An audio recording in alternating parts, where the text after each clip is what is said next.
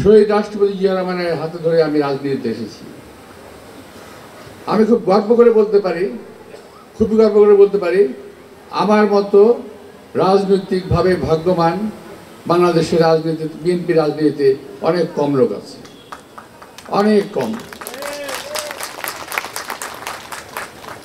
এই কথাটা আমি ব্যাখ্যা করতে পারি, এরা অনেকে ভুল বুঝবে। আমি কিন্তু 1977 সালে 26 বছর বয়সী কমিশনার নির্বাচিত হয়েছিলাম এই শাহজাহানপুর থেকে। শহীদ রাষ্ট্রপতি জিয়া রহমান সাহেব উনি ব্যক্তিগতভাবে আমাকে একদিন ডাকলেন, আমি ওনার সঙ্গে কথা বললাম, আমি অভিভূত হলাম, আমি ভয় পেলাম যে আমার সঙ্গে সামনে বসা আছেন একজন জেনারেল, যিনি বাংলাদেশের প্রেসিডেন্ট।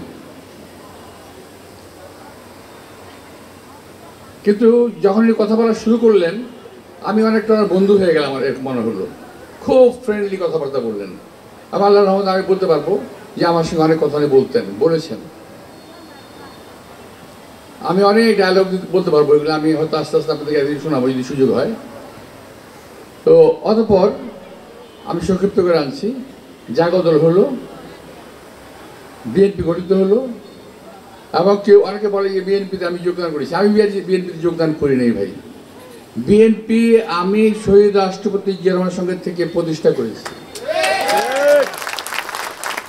এই বিএনপি প্রতিষ্ঠা হয়, যদি এটা একটা ঘর হয়ে থাকে, তাহলে জিয়া রহমান, শহীদ রাষ্ট্রপতি জিয়া রহমান যদি এটার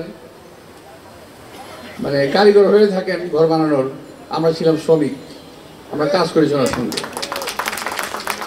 তো সেই শহীদ রাষ্ট্রপতি জিয়া রহমানের হাত ধরে রাজনীতিতে এসে পরবর্তীতে আমরা অকালে শহীদ রাষ্ট্রপতি জিয়া রহমানকে হারাই।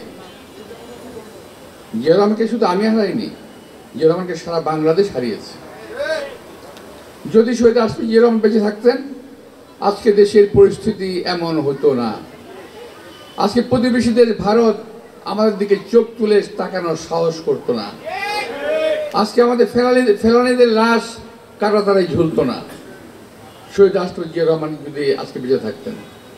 এবং উনি বিশ্বব্যাপী যে সুনাম অর্জন করেছিলেন, সেই কারণেই শহীদ রাষ্ট্রপতি জিয়া রহমানকে শাহাদাত বরণ করতে হয়, কুচক্রীদের হাতে তাকে জীবন দিতে হয়।